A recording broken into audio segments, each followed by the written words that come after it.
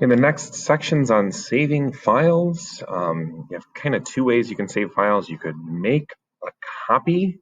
This copies the file into the same folder where you copied it from, or you could copy someone else's stuff and move it to your folder. Or you can star. This is easy access in the sidebar. You don't need to make a copy, and edits happen for yours and theirs.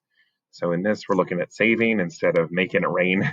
I think a lot of us, our Google Drive looks more like the make it rain. There's just stuff everywhere, and it doesn't make a lot of sense. Let me shift back into the drive. I'm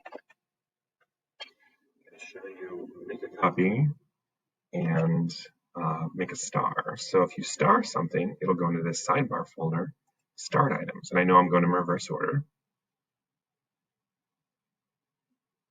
So I have 7th grade social studies meetings and lesson plans starred, Google certification support starred, and you can star anything. It doesn't have to be yours. I have the social studies folder that was Franzman starred. I have virtual guest teachers. It's Miss Robinson starred. I have the student activities interest form from the athletic office starred.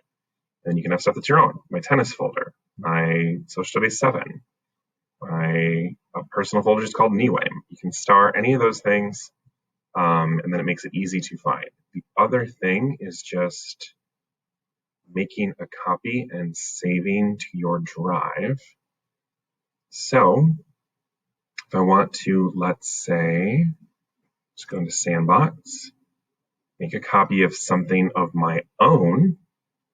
I'm going to reuse a form. Just right click,